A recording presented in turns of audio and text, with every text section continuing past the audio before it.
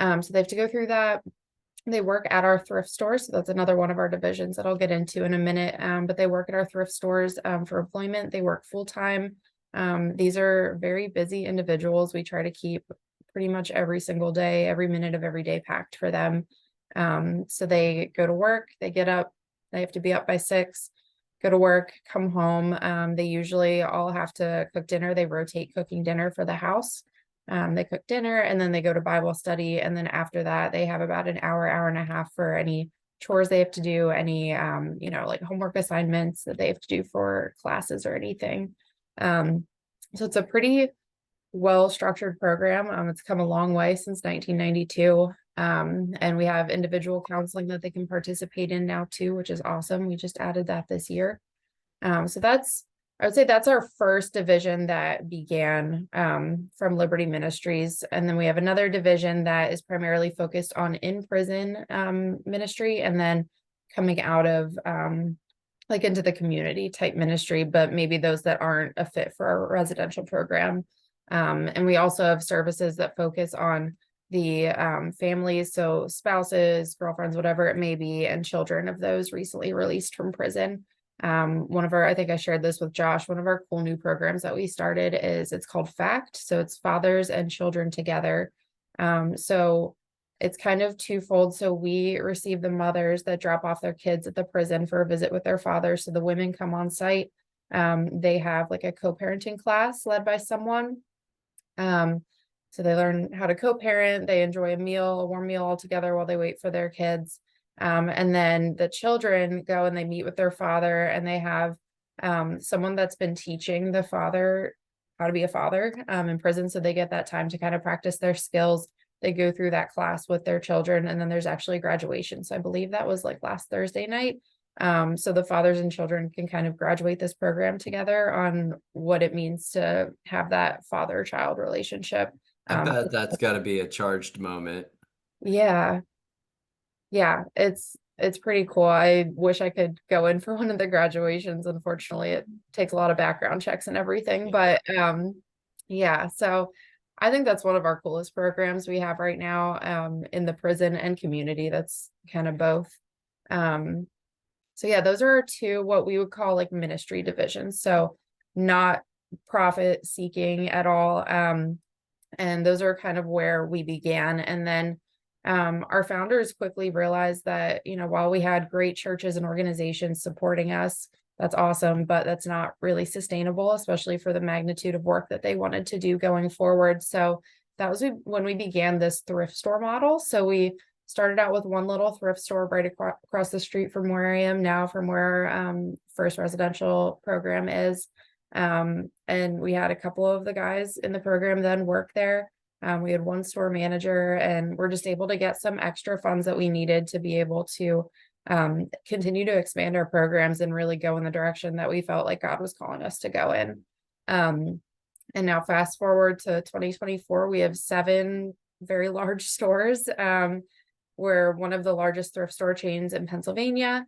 And all of our residents still work at our thrift stores, which I think is just a neat opportunity for them to be in a structured environment, both in, their programming where they live, and then also at work. Our managers are extremely compassionate, supportive. A lot of our residents will say, this is the first job that we've had where we've had, structure and accountability and someone that's really like fighting for us, but also holding us accountable. So 7 thrift stores. We have, I would say, just over 200 employees at those thrift stores.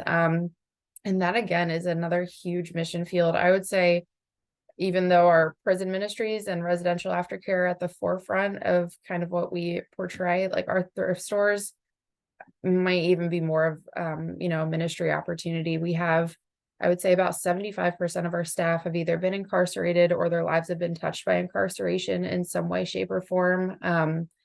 Josh and I had talked about a little bit too, Josh, Dave, and I, about being a second chance employer.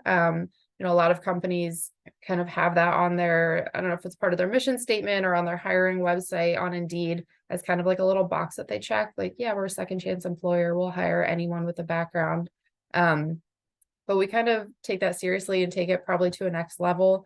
We hire a lot of people with a variety of backgrounds. Obviously, there's some that we can't take for safety and liability reasons, but we really believe that we're trying to give people a second chance in our community, and that starts at the thrift store most of the time. So That's great. You think about the people coming and attending and benefiting, and even the people like yourself whose full-time occupation is to to do all these logistics. I mean, the benefits, I know you benefit as well as the buyers of the store. And just think about the reach of the community, and how God is using these what we would term broken people, or visibly broken. Others of us have our own brokenness, visible or not. And so it's just really amazing to think about those connections. The feeling that you get when people are succeeding, when their faith is growing, and you see it in their actions and their behavior. It's I don't know. I think that's really what gets us in this, in environmental stewardship. Some of us on the line who do that, it's not much different than, the stewardship of any of God's creation, people or otherwise. And there's I call it, a taste of heaven when you have that moment of joy, and you feel it, that you make that connection between the people and the environment, or the people and the people, or it's just I don't know, it's a real joy, it's a real benefit. I appreciate all the work you guys are doing, and I think it's amazing. I wanted to ask about something I touched on when we were talking earlier, though, was some of the people who have quote unquote graduated, say, they've been through this program, they've helped you guys, they've worked through kinks, and are they serving as supervisorial and mentoring others, and how I imagine that's really magic. yeah, it's cool. So we call it our alumni network, which I think is funny. It's kind of like you're graduating from college, you're joining the alumni. So we have, I would say, about 15 to 20 like pretty solid participants in that. For a while we were holding a Bible study. So every Wednesday night, all of the it was actually our phase two, which is the optional second portion of the program, where they have more autonomy. They're living in apartments. It was all of our phase twos meeting with the alumni. So kind of connecting them to this network as they're starting to work on their transition out of the program, which I think is really cool. So that was definitely both like relationship, fellowship, everything for those in the alumni network, but also mentorship and stewardship of, these people that are going to be coming out of this structured, kind of unlike anything else environment back into the real world. And, what are those challenges? How can they support each other? So that's just one example, but we have a number of alumni that also have their own businesses now that then take on current residents. We have good example. I actually went to his wedding once he graduated, which is like crazy. He was so just broken, came into this and came out of it a completely changed man, got married, and then just started his own flooring business. And now he employs one of the guys in our program, which I just think is so cool. We have, we've had people that are roofers or that work for, contractors, painters, whatever it may be. But they always come to us and say, do you have any guys that, may have worked in this trade prior to incarceration, or this is, the path they're trying to go on, that they could come out of. And then to your point, Josh, about the supervisory positions, we currently have 3, we call them residential program advisors, but think of like a college RA, someone that's monitoring, mentoring, kind of helping our residents with anything they need. So we have 3, one at our women's house and 2 at our main Liberty House where I am now, that have been through the program, that's really cool to see too, is these people that come out of it and may get some kind of like peer support certificate or something, but really just want to give back and change lives that like theirs were changed. So Yeah, and what, who better a leader for people in those situations, and somebody who has that firsthand experience, and I've right. been there, kind of experience. I'd love to be a fly on a wall in some of those rooms when those guys start really breaking down and talking, because Yeah. I would imagine, between the RA and, there's a lot to work through. There's more work goes on, outside of the Yeah. store Mhm. than inside the store. And that's amazing.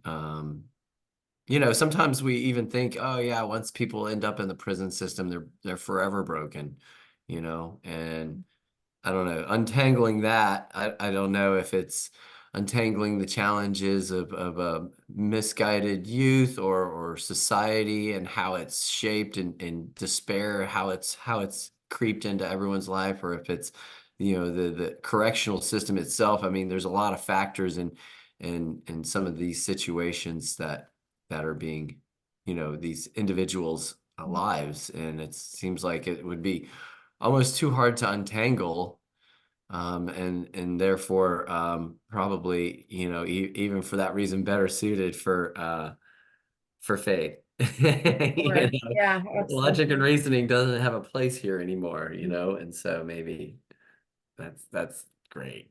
Mhm. um Hey, maybe, and Jordan, that's a lot that you've shared, a lot of good stuff. I wonder if anyone wants to chime in or has any questions about the ministry, the scope of it. Well, you said it's been around since how long? 1980. Yeah. 90. It's That's a long grown time. and changed a lot since then.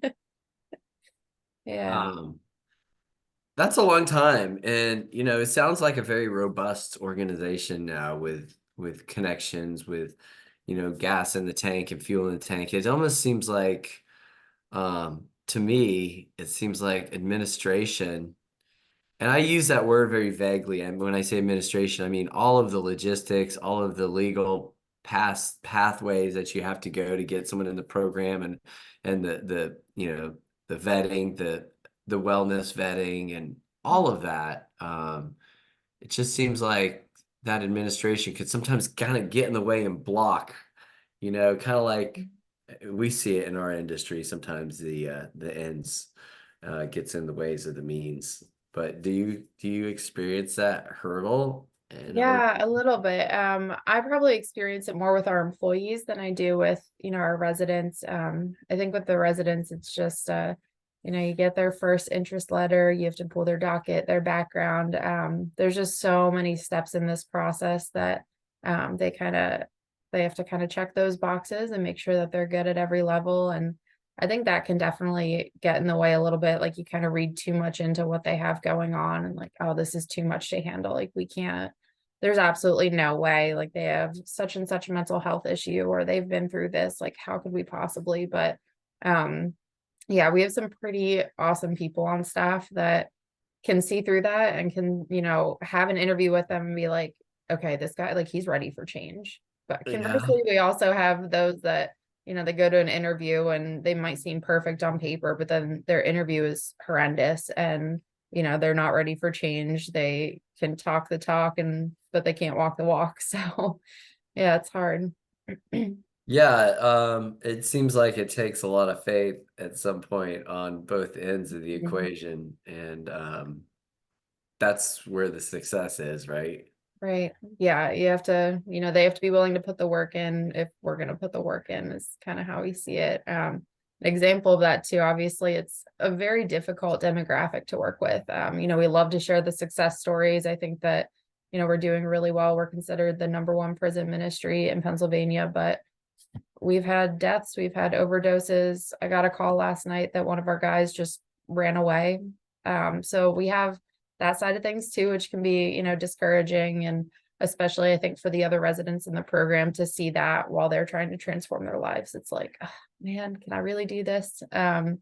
But again, then we have those success stories. And even if, we can change one person's life, that's what we try to say. If we can change one person's life, break the cycle of, reoffending and, help them just completely transform, then it's all worth it. So, How did it start, this program? What was it? It was a single church driven, or was it a community of? yeah. So it started out as two pastors from a Mennonite church. So I'm in North. I'm terrible at this. No, I'm south of Philly. Yeah. Yeah, just outside Philly in the suburbs. Big Mennonite kind of historical community. So it started with two Mennonite pastors that somehow got involved in Montgomery County Correctional Facility and then just went in and were teaching Bible services. We actually have some old videos from the 80s of them in the prison. We shared our banquet every year, and it's so cool. They're like up singing with all of these like people that are in for life that are still incarcerated now. That was Wow. 1980. Um, so that's how it began, was they were going in, they were forming these connections, doing chaplain visits, prison outreach, that kind of thing. And then they were getting requests from inmates. I think the one pastor actually housed someone with him and his wife when they were released for a while. So they were kind of just trying to help people as they were, as you know, their maximum sentence or the minimum sentence was coming up and they were eligible for parole. Like, how do we set them up for success and not just launch them back into the toxic community that they were part of? So that's really when the ministry, I think, took this turn of, okay, we can help them in prison, but how do we help them once they come out? Because if there's no help, they're just going to go right back in. And they were seeing that. They were seeing these same people that they were trying to help a couple years ago that went out and then came right back in. So that's kind of how it started. And, you know, they raised money in the local, they were part of, it's like a Mennonite conference. So I guess the conference sponsored Liberty Ministries. We purchased this house, this old motel, and that's kind of how it all started. So I saw that you went to Grove City. I did. My sister-in-law went to Grove City Okay. college. She loved it. Yeah. What did you study there that prepared you for this? So I studied international business and market or in French, which I don't really use a lot of that right now, The obviously. French or the Um, international business? the French, certainly the French, but also not really the international business. But my concentration was in marketing, and I thought that's the direction I wanted to go. So I actually started on the thrift store side. So I was doing all of their marketing, kind of dabbled in the HR a little bit administratively, volunteer coordination, all that kind of stuff. And what I really latched onto was like the HR admin piece and our mission. I hated marketing, which I thought was funny. I was like, I can't do this. I don't like it. I'm not creative enough. So during COVID, actually, they shut down all of our thrift stores, furloughed all but just a handful of people. And our HR director at the time was going through chemo, so he couldn't be in office to go to do any of the unemployment compensation things that were coming through, which for 200 employees is a Yeah. lot during that time. So that's kind of how I really got my start in HR. Was I just started doing all of the unemployment stuff for him and kind of managing the office here, being that point person for anyone that needed marketing, HR, admin, anything. And then I just never left this office and ended up taking over for him when he retired about 6 months later. So yeah. Wow. So he retired. Did he, how did he survive his cancer? So it's a sad story, but he actually, Um, so he passed away before he was able to retire. About 3 weeks before he was set to retire, he passed away. So, um, yeah. Well, it probably was a good feeling knowing things were in such good hands. Yeah, I mean, it worked out again. It was not an ideal situation. You know, I had just gotten my like SHRM certification and was really trying to learn the role.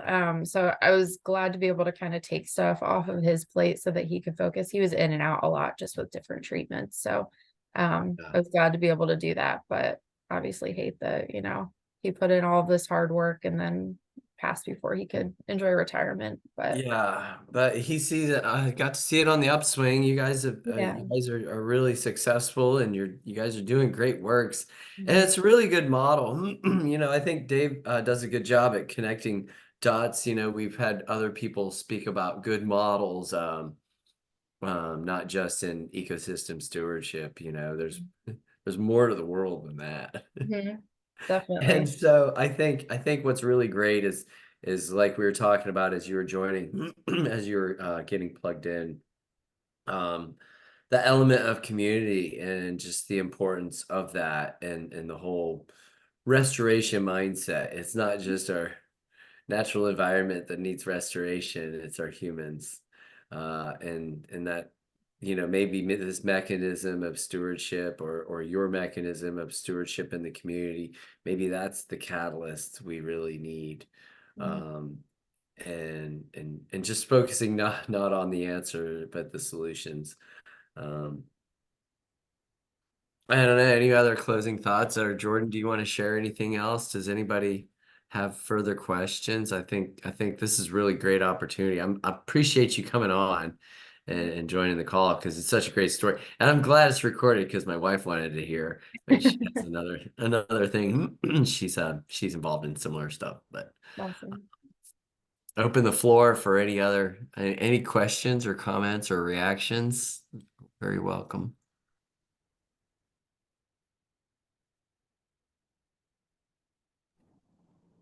Hey Josh, this is Matt. Hey, I don't know Matt. if how good you can't hear me. I just wanted to say thank you, Jordan. That was a really eye-opening summary of that ministry and extremely encouraging because we're always looking for opportunities to do similar things in our businesses and to know there's a large entity out there like you guys that have been doing this for 44 years and have really developed a sound and sustainable process. I'm really encouraged by that. I look forward to learning even more about your ministry going on your website. So thanks for being on today. It's very eye opening. Yeah, thanks, Matt. I appreciate that. Yeah, I'll kudos what Matt's saying. It is an inspiration, Jordan. You've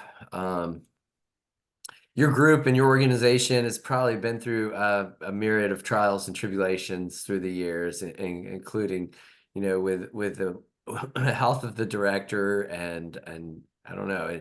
And so even just you're hearing your story is an inspiration that hopefully to advance out. I want to share this your story with others as soon as we can get it posted, but yeah, it's very moving and it's inspiring and it's hopeful and that's what we need is more stories of hope. Thank you. Yeah, thank you for bringing me on. I appreciate it. Jordan, you could, if you want to, feel free to share in the chat any phone number or contact. People, I hope should feel free to reach out to you. Oh, hey, we have somebody on Abigail's iPad. Oh boy.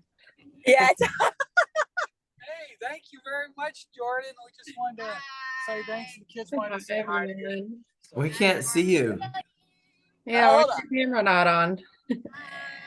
Hey guys. Hey, there they are. Okay, now we'll be back to professional. Yeah. Oh man, they're like the Muppets rolling down the road. Yeah. Oh. Okay, throwing some of this in the chat.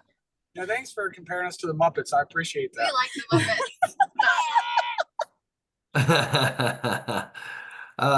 Okay then. If that said, Jordan, if you were a Muppet, which Muppet would you be? Oh goodness. I don't know if I know the Muppets that well. Probably Kermit the Frog because he's the one I know the most. And Abby and Dave can tell you the story of my grandparents' Kermit the Frog toy if they want to later. So. Oh, can you do a Kermit the Frog voice? No. No, Jordan, you need to sing the Caribbean amphibian song. Oh my gosh. Oh, the kids have got it. Yeah, they're fine. They know it. My grandparents have a Kermit the Frog stuffed animal thing, and you press its foot and it sings that I'm a Caribbean amphibian song. Well, I think you make a good Kermit the Frog. He's he had a lot of integrity and he was selfless, and I think your good works are inspiring. You make a good Kermit the Frog, so go with that. Well, short of anything else, if we have no further questions, Jordan did post. You can come back to this chat anytime. She posted her website and contact information. Feel free to reach out and learn more, share more, or even ask Jordan to share in another forum if that works. So thanks, Jordan, for your time. Thank you, everybody. Thank you, everyone. Have a great week. You too. Dave, do you want to say, is Dave there? Would anyone care to close in prayer? I'd be glad to. I promise not to close my eyes, but I don't mind closing a word of thanks. Okay, thank you. Please do. Yeah, that'd be great. Dear God, thank you so much for us being able to come together today. Thanks for us to be able to have a dream of what you could be doing. And thanks for allowing us to tag along with you. Help us to be amazed by the opportunity to be able to find healing in our brokenness and point others towards healing in their brokenness. Help us to just live in ever more amazement, and help us to have a week where we can truly try to love others more radically than we have in the past. Amen. Amen. Well, thank you all. Yeah, I look forward to seeing and hearing from you more. And yeah, have a super duper week. Stay safe. Thanks, Josh.